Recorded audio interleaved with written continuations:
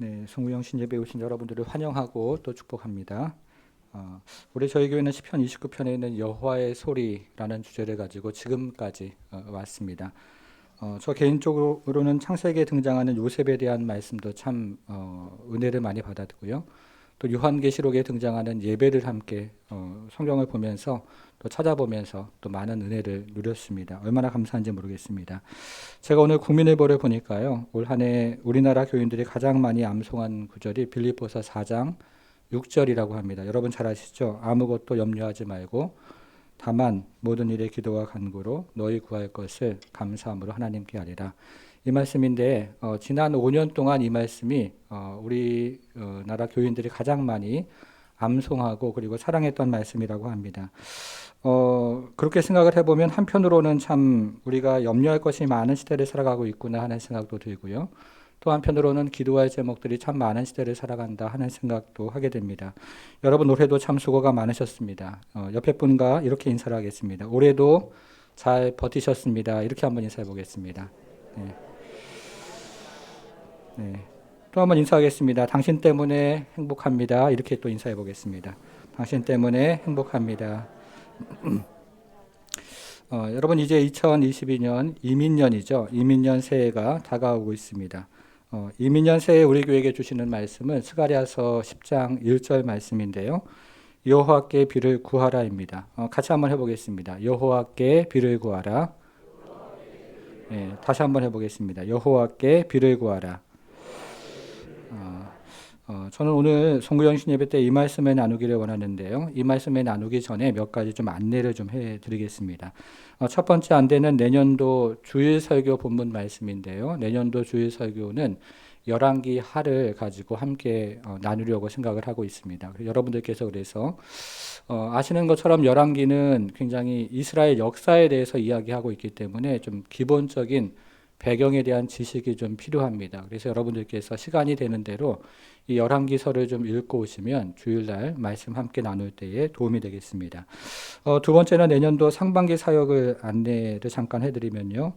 1월 달에는 그 신년 새벽 기도회가 있고요. 3월 달에는 부흥회가 있는데요. 이번에는 3월 9일부터 11일까지 우리 삼일교회 송태근 목사님 모시고 함께 부흥회를 하려고 합니다. 여러분 기대하셔도 괜찮을 것 같고요. 그리고 5월경 혹은 6월경에 새생명 축제가 있습니다. 함께 기도로 준비하면 좋겠습니다. 세 번째는 연말과 신년 예배 안내입니다. 여러분들 들어오실 때에 이 여호와께 비를 구하라 하는 이 설교 노트를 아마 받으셨을 줄 압니다. 이 설교 노트 한 장을 좀 펴보시면요. 그 안에는 첫 페이지에는 송구영신 예배, 저희 교회 송구영신 예배는 늘 다음 해 주제가 되는 구절을 가지고 함께 나눴고요. 그 다음에 신년 예배도 같은 맥락에서 열왕기 상을 가지고 큰 비가 내리는지라라는 제목을 가지고 신년 주일 예배를 함께 나눌 것입니다. 한 장을 더 넘겨보시면요. 또 한 장 더 넘으면 신년 새벽 기도회 본문 말씀이 그 안에 기록이 되어 있습니다. 첫째 날은 제사장의 기도라는 제목이고요. 둘째 날은 야베스의 기도, 그리고 세 번째 날은 혈류증 여인의 기도라는 제목으로 우리가 신년 새벽 기도회를 함께 나누기를 원합니다. 그래서 이 송구정신 예배부터 신년 새벽까지 기도에 대한 주제를 가지고 말씀을 나누는데요. 여러분들께서 그 중학교 때, 고등학교 때 수련회 했던 기억 나시잖아요, 그렇죠? 그때로 돌아가서 우리 교회는 연말 연초에 함께 말씀 나누면서 또 기도하면서 수련해야 한다 이렇게 생각하시면서 기도로 준비해 주시고 또 은혜를 사모하는 마음으로 함께 임해 주시면 하나님께서 큰 은혜 주시리라 믿습니다. 여러분 그래서 2022년도에는요. 우리가 기도하는 사람이 되고 또 기도하는 가정이 되고요. 또 기도하는 교회가 되기를 바랍니다. 그리고 기도하는 하루가 되고요. 또 기도하는 한 주간이 되고 기도하는 한 달이 되고 그것들이 이어져서 내년에는 기도하는 한 해가 되기를 바라겠습니다. 오늘은 큰 비를 경험하는 그래서 한 해가 되기를 바라는 마음으로 여호와께 비를 구하라 이 주제를 가지고 우리가 잠시 말씀을 좀 나누겠습니다. 오늘 본 말씀은 그 스가랴서 10장 1절에 있는 말씀인데요. 우리가 한 단어씩 여호와께 비를 구하라. 여기서 한 단어씩 우리가 세 가지 단어를 함께 생각을 해보겠습니다. 여러분 우리는 먼저요. 여호와께 비를 구해야 됩니다. 누구한테 비를 구하라고요? 여호와께 비를 구해야 됩니다. 주보의 첫째 옆에다가 여호와라고 한번 적어보겠습니다. 여호와 하나님께 우리는 비를 구해야 하는 것입니다. 오늘 본문을 시작하는 1절을 같이 좀 읽어보겠습니다. 1절 같이 읽습니다. 시작. 봄비가 올 때에 여호와 곧 구름을 알게 하시는 여호와께 비를 구하라. 무리에게 소낙비를 내려서 밭의 채소를 각 사람에게 주시리라. 아멘. 여러분 지금 스가랴 선지자는 누구에게 비를 구하라고 이야기하고 있습니까? 여호와 하나님께 비를 구하라고 이야기합니다. 왜 스가랴 선지자는 여호와께 비를 구하라고 이야기할까요? 우리가 오늘 살펴보는 이 스가랴서는 성경책에서 굉장히 어려운 예언서입니다. 이사야서도 어렵지만 스가랴서가 굉장히 어려운 책인데요. 잠시 배경을 좀 알 필요가 있습니다. 스가랴서는 페르시아 다리오 왕 제2년에 기록이 되었다. 이렇게 스가랴서 1장에서 이야기를 하고 있는데요. 이때를 환산을 해보면 주전 520년 경이 됩니다. 이스라엘 백성들이 바벨론 포로로 돌아온 지 20년째가 그 정도가 되는 해가 바로 주전 520년 경인데요. 이때 기록한 책인데 바벨론 포로에서 이때 돌아온 사람들은 굉장히 많은 어려움을 겪었습니다. 먼저는 경제적인 어려움을 겪었습니다. 그리고 내부적으로도 어려움을 겪었는데요. 이 사회적인 어려움이 있었습니다. 바벨론 포로에서 돌아온 사람들과 그 땅에 살았던 사람들 사이에서 갈등이 생기면서 사회적인 문제가 되었고요. 또 외부적인 어려움도 있었는데요. 주변에 있는 이방 민족들 때문에 이제 성전을 지으려고 했는데 성전을 짓기가 어려운 그런 외부적인 어려움도 있었습니다. 여러분 그런데 스가랴 선지자가 이야기하는 이들의 문제는 경제적인 문제도 아니고 내부적인 문제도 아니고 정치적인 문제도 아니었습니다. 여러분 그러면 스가랴 선지자가 이야기하는 당시 사람들의 진짜 문제가 무엇이었을까요? 자, 2절을 한번 보겠습니다. 2절 보니까 드라빔들은 허탄한 것을 말하며 복수의 자는 진실하지 않은 것을 보고 거짓 꿈을 말한즉 이렇게 얘기를 합니다. 바벨론 포로에서 돌아온 사람들의 가장 큰 문제를 스가랴 선지자는 뭐라고 지금 이야기하고 있는 것이냐면 영적인 문제다 이렇게 이야기를 하고 있는 것입니다.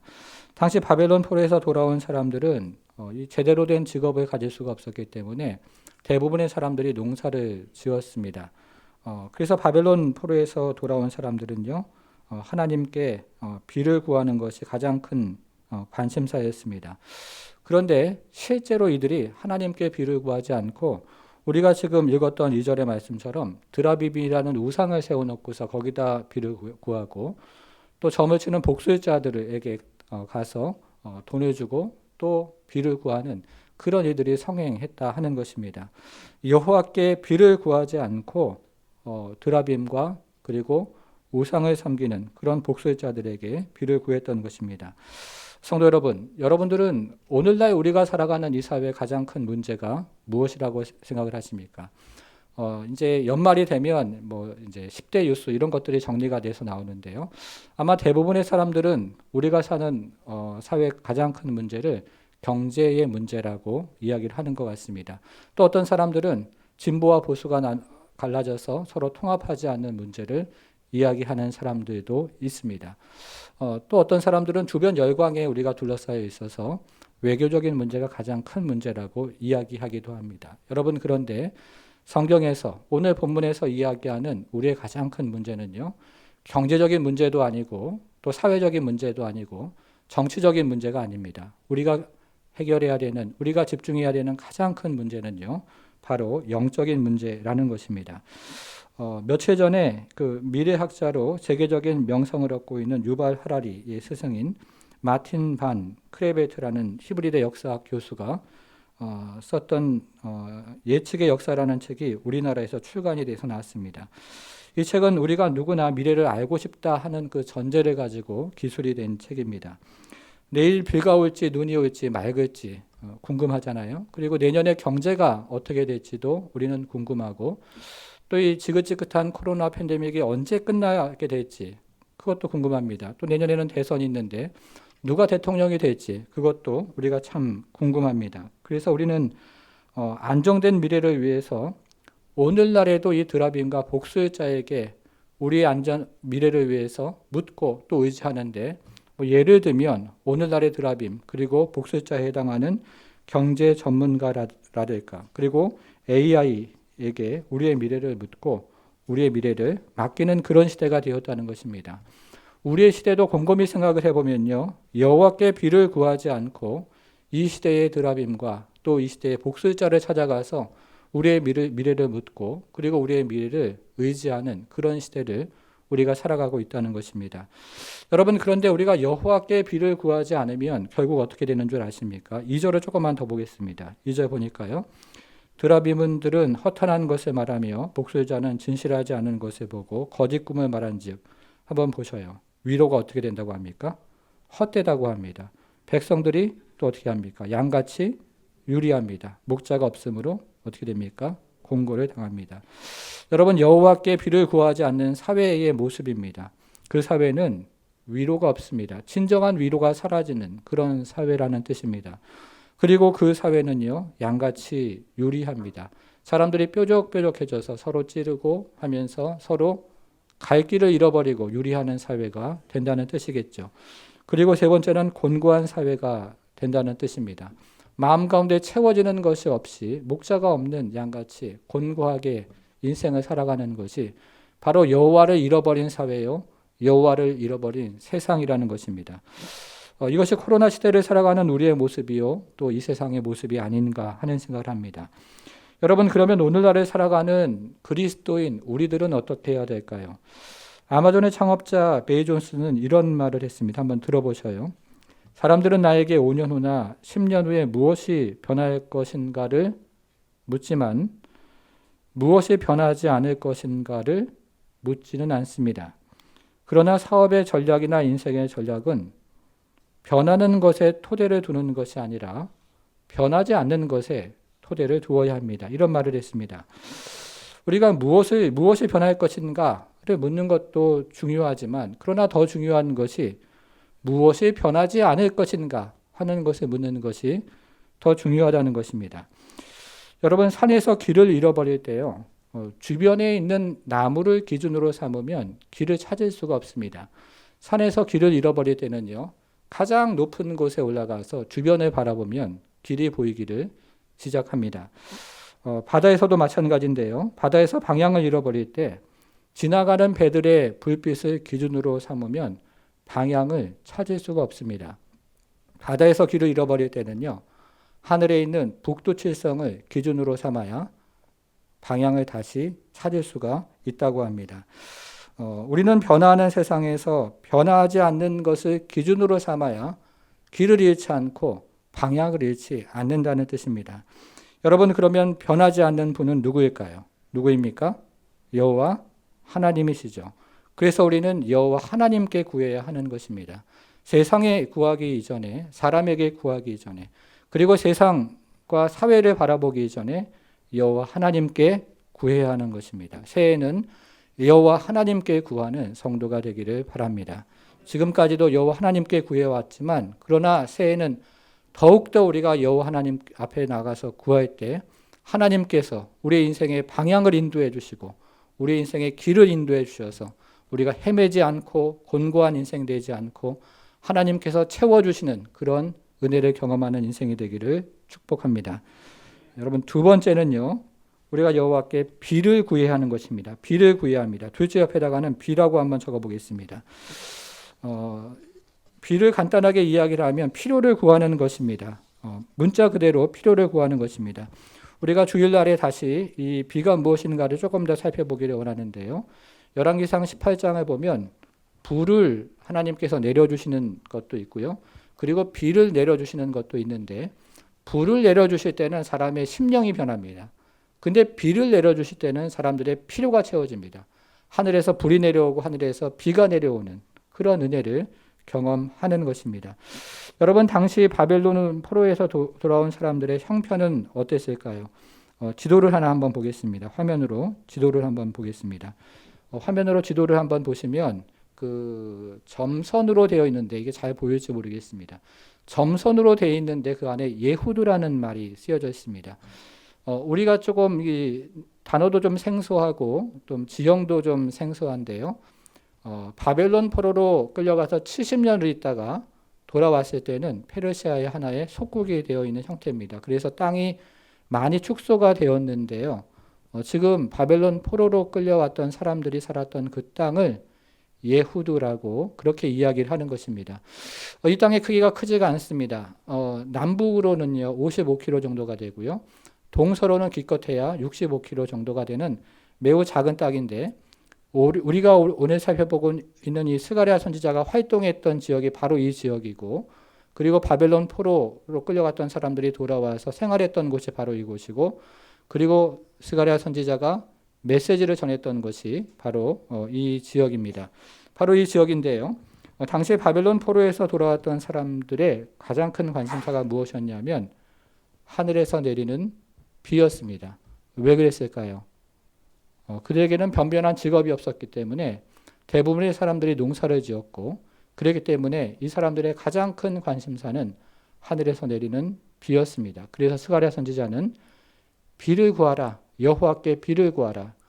우리의 필요 그것을 구하라고 이야기를 하고 있는 것입니다. 이것은 구체적으로 주일날 조금 더 말씀을 드리고 신년 새벽 기도회 때 조금 더 구체적으로 말씀을 드리겠습니다. 여러분 그런데 이 비에 대해서 한 가지만 더 말씀을 드리면 지금 스가랴 선지자가 이야기하는 이 비에는 더 큰 궁극적인 의미가 한 가지가 있습니다. 9장 11절로 한번 가보겠습니다. 9장 11절로 한번 가보셔요. 성경을 9장 11절로 한번 가보겠습니다. 9장 11절은 당시 바벨론 포로에서 돌아온 사람들의 삶을 아주 여실하게 정확하게 보여주는 단어가 한 가지 나옵니다. 그게 무엇이냐면요. 9장 11절에 나와 있는 물 없는 웅덩이라는 단어입니다. 여러분 이스라엘에 가면 물을 담는 웅덩이가 여러 개가 있는데요. 이 웅덩이에는 물이 담겨져야 있어야 정상입니다. 그렇죠? 그래야지 농업용수로 사용하고 가축들이 먹을 수 있는 물이 됩니다. 그런데 지금 이스라엘의 형편이 어땠느냐? 포로로 끌려갔다 돌아온 사람들의 형편이 어땠냐면 물 없는 웅덩이와 같이 말라 있는 것입니다. 경제적으로도 그랬고요. 사회적으로도 그랬고 정치적으로도 뭔가 기대할 것이 없고 소망할 것이 없는 물 없는 웅덩이와 같은 상황이었다는 것입니다. 그런데 스가랴 선지자는 그와 같은 상황에서 이 상황이 변할 것이라고 예언을 합니다. 우리에게 그런 소망의 메시지를 주는데요. 자, 이번에는 9장 17절로 한번 가보겠습니다. 9장 17절. 같이 큰 소리로 한번 읽어볼게요. 시작. 그의 형통함과 그의 아름다움이 어찌 그리 큰지 곡식은 청년을 새 포도주는 처녀를 강건하게 하리라. 그러면 다시 한번 보셔요. 그의 형통함 그리고 아름다움이 어찌 그리 큰지 곡식은 누구라고요? 청년을. 새 포도주는 누굽니까? 처녀를. 여러분 한번 생각해 보십시오. 그 사회마다 지금 우리나라도 가장 문제가 되는 것이 청년 실업 문제인데요. 각 사회마다 경제가 어려워질 때 사회 기반이 없는 청년들이 희망이 사라지고 또 제대로 된 직장을 얻지 못하는 것이 가장 큰 문제입니다. 그런데 우리가 읽었던 9장 17절에 보니까 청년들이 풍성한 곡식을 경험할 것이고 또 자매들이 풍성한 포도주를 경험할 것이라고 이야기합니다. 이것은 사회 모든 구성원들이 의미 있는 풍요로움과 만족을 누린다는 그런 의미가 되는 것입니다. 지금 형편은 물 없는 구덩이와 같은 형편이지만 나중의 형편은 하나님 주신 은혜와 그리고 복과 그리고 풍성함과 만족으로 부유함을 경험할 것이다. 그 얘기를 하고 있는 것입니다. 여러분 그러면 어떻게 이것이 가능하겠습니까? 스가랴서에서 굉장히 중요한 구절이 두 구절이 있습니다. 가장 중요한 구절이라고 저는 생각을 하는데요. 여러분 9장 9절과 10절을 한번 보겠습니다. 9장 9절과 10절을 저희가 큰 목소리로 이 두 구절을 한번 크게 읽어보겠습니다. 시작. 시온에 따라 크게 기뻐할지어다. 예루살렘에 따라 즐거이 부를지어다. 보라, 내 왕이 내게 임하시나니 그는 공의로우시며 구원을 베푸시며 겸손하여서 나귀를 타시나니 나귀의 작은 것 곧 나귀 새끼니라. 내가 에브라임의 병거와 예루살렘의 말을 끊겠고 전쟁하는 활도 끊으리니 그가 이방 사람에게 화평을 전할 것이요 그의 통치는 바다에서 바다까지 이르고 유브라데 강에서 땅 끝까지 이르리라. 아멘. 여러분 이 구절은 신약에서 매우 자주 인용되는 구절인데요. 이 구절은 누구를 지금 이야기하고 있는 것입니까? 누구예요? 메시아, 예수님이죠, 그렇죠? 예, 어떻게 이렇게 잘하십니까? 네, 그냥 유명한 구절입니다. 성도 여러분, 왕이 없는 우리의 인생이 무엇이라고 얘기했습니까? 물 없는 구덩이라고 얘기했습니다. 왕이 없는 우리 인생은요, 이 페르시아라는 큰 나라가 주는 혜택을 누리며 살지 모르지만 물이 없는 구덩이와 같은 것이 우리의 인생인 것입니다. 물이 찰랑찰랑 넘쳐야 되는데요. 바람이 부니까 물이 사라지고 또 구멍이 새서 또 물이 사라지는 그런 사회, 그런 세상, 그런 인생이라는 것입니다. 그런데 왕이 계시는 우리 인생이 어떻다는 겁니까? 여러분 9절에서요. 구원을 베푸시며 여기 표시를 한번 해보겠습니다. 구원을 베푸시며 그리고 10절에서는 화평을 전할 것이요. 여기 표시를 한번 해보겠습니다. 화평을 전할 것이요. 물 없는 인생이 구원받는 인생이 되고 물 없는 사회가 구원의 은혜를 경험하는 사회가 되고 물 없는 교회가 구원의 은혜를 경험하는 교회가 되고 물 없는 이 나라의 민족이 구원의 은총을 경험하는 나라와 민족이 된다는 것입니다. 화평을 잃어버린 인생이 화평을 경험하는 인생이 되고 화평을 모르는 이 땅이 화평을 경험하는 놀라운 은혜의 땅으로 변한다는 것입니다. 그것이 바로 스가랴 선지자가 이야기하는 궁극적인 비의 의미이고 그것이 바로 스가랴 선지자가 비가 채워졌을 때 경험하는 은혜로운 세상이라고 이야기하는 것입니다. 사랑하는 여러분, 예수께서 계실 때에 우리의 인생의 문제가 해결이 되고요. 예수께서 계실 때에 우리 사회의 문제도 해결이 되고 예수께서 계실 때에 이 나라 이민족의 문제도 해결될 줄 믿습니다. 내년도에는 우리가 무엇보다도 예수 그리스도를 구할 때에 예수께서 주시는 구원과 화평이 이 나라 이민족 가운데 이 사회 가운데 교회들 위해 또 심령마다 세워져서 큰 비를 경험하고 은혜를 경험하는 우리 모두가 되기를 주님의 이름으로 축복합니다. 자, 마지막 단어는요. 구하라입니다. 셋째 옆에다는 구하라 적어보겠습니다. 우리는 여호와께 비를 구해야 합니다.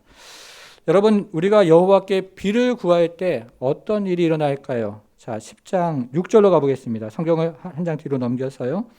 오늘 본문 다음에 있는 10장 6절로 가보겠습니다. 6절 보니까 자, 마지막을 한번 보세요. 마지막에서 내가 들으리라.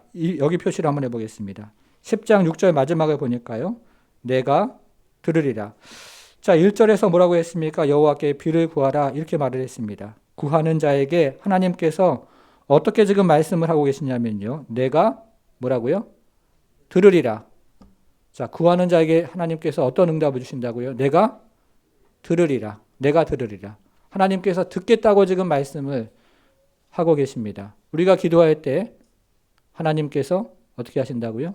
들으신다고요. 우리가 소리를 내서 기도할 때 하나님께서 들으십니다. 사랑하는 성도 여러분, 우리가 기도할 때 하나님께서 들으시는 그 사실을 믿으시기를 바랍니다. 하나님께서 들으실 때 하나님 주시는 은혜로운 응답이 있는데요.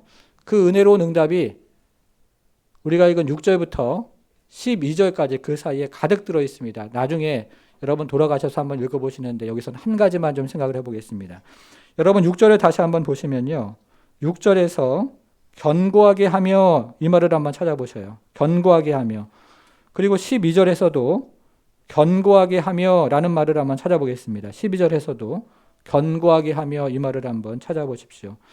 6절과 12절을 감싸고 있는 말인데요.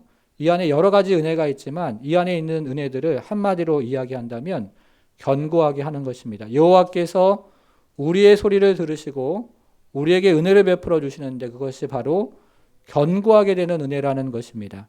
우리의 마음이 견고하게 되고요. 우리의 심령이 견고하게 되고 우리의 영혼이 견고하게 되고 우리의 육체가 견고하게 된다는 것입니다. 여러분 새해에는 여호와께 구할 때에 여호와께서 여러분의 영혼을 간건하게 하시고 또 육체를 간건하게 하시고 또 마음을 간건하게 해주시는 그런 은혜가 있기를 축원합니다. 여러분 비를 구할 때 하나님께서 은혜를 주시는데요. 아폴로 13호를 달에 띄울 때 미 항공우주 나사죠. 나사 관계자들이 했던 말이 있습니다. 이런 말을 했습니다. 아폴로 13호는 현대과학을 총망라해서 만들었기 때문에 고장이 날 확률이 100만 분의 1이다. 이런 말을 했습니다. 그런데 어찌된 일인지 이 100만 분의 1에 해당하는 일이 실제로 벌어졌습니다. 아폴로 13호가 지구를 떠나서 32만 킬로 지점에 도달을 했을 때 산소통이 그만 뻥 하고 터지는 바람에 아폴로 13호에 타고 있던 우주인들이 모두 우주 미아가 될 뻔한 그런 운명에 처했습니다. 그래서 당시 미국의 대통령이 제안을 했는데요. 모든 국무위원 그리고 국회의원들이 오전 9시마다 모여서 함께 기도합시다 라고 했고 실제로 기도를 했는데 이 아폴로 13호가 태평양에 그 이후에 무사히 안착을 하는 그런 은혜를 이 나라가 경험을 했던 것입니다. 이때 우주 비행사였던 한 사람이 이런 인터뷰를 기자회견할 때 이런 간증을 했는데 한번 들어보셔요. 우리는 지구에 계신 여러분들과 함께 하나님께 열심히 기도를 했습니다. 그런데 우리가 정말 기도를 해서 이렇게 돌아왔는데 우리가 정말 믿는 것은 기도의 힘으로 돌아왔다고 우리는 정말로 확신을 합니다. 이런 간증을 했습니다. 여러분, 우리의 인생이 그렇지 않습니까? 우리는 우리의 지혜로 최선의 인생을 살아갑니다. 또 우리의 손으로 최선의 인생을 살아갑니다. 절대로 잘못되지 않도록 우리의 지혜로 최선을 다해 살아가고 우리의 힘으로 최선을 다하는 것입니다. 제가 신방을 하다 보면 우리 교회도 정말 최선을 다해서 인생을 열심히 살아가는 분들이 많이 계십니다. 여러분, 그런데 인생의 50이 되고 60이 되고 70이 됐는데요. 문제가 생기기를 시작합니다. 산소통이 터지는 그리고 우주 미아가 되는 것처럼 그런 인생에 큰 문제가 생기기를 시작한다는 것입니다. 왜 그렇습니까? 기도 없는 인생을 살았기 때문입니다. 모래 위에 집을 지었기 때문입니다. 여러분, 새해는요, 무엇보다도 기도하는 그런 인생이 되기를 바랍니다. 돈 버는 것보다 더 중요하고요. 또 열심히 사는 것보다 더 중요한 것이 무엇이냐면 기도하는 것입니다. 그래서 우리는 기도하는 인생이 되어야 합니다. 사랑하는 여러분, 무엇보다도 여호와께 기도하는 인생이 되기를 바랍니다. 세상에 구하는 인생이 아니고 사람에게 무엇을 바라는 인생이 아니라 여호와께 구하고 여호와만을 향하고 그래서 여호와께 기도하는 그런 인생이 되기를 바랍니다. 여러분, 그리고 우리가 살아가는 이 세상을 한번 보십시오. 얼마나 메말라 있고 얼마나 단단해져 있습니까? 여호와께 그래서 우리는 비를 구하는 인생이 되어야 합니다. 하늘에서 비가 내려야 우리의 인생이 새로워지고요. 그리고 꽃이 피고 동산에서 나무가 열리고 또 은혜로운 그런 동산의 푸르름을 경험하는 것처럼 우리가 여호와께 비를 구해야 하는 것입니다.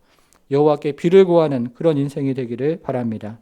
그리고 마지막으로 엎드려 구하는 인생이 되어야 하겠습니다.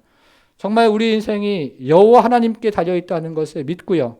또 우리의 자녀도 여호와 하나님께 달려있다는 것을 믿고 이 땅과 이 사회가 여호와 하나님께 속해 있다는 것을 믿고 우리는 엎드려 기도해야 할 것입니다. 사랑하는 여러분, 그래서 다가오는 2022년에는요. 기도하는 사람이 되고 기도하는 가정이 되고 또 기도하는 교회가 되기를 바랍니다. 기도하는 하루가 되고요. 기도하는 한 주가 되고 기도하는 한 달이 되어서 이것이 이어지고 이어져서 내년 한 해 또 송구영신 예배를 드릴 때 정말 오늘은 하나님의 은혜로 기도했습니다. 하나님께서 들으셨습니다. 하나님께서 간건하게 해주셨습니다. 하나님께서 은혜를 베풀어 주셔서 청년들에게는 곡식을 그리고 포도주를 넘치는 은혜를 우리에게 베풀어 주셨습니다. 이렇게 간증하는 내년도 송구영신 예배가 되기를 주님의 이름으로 축원합니다.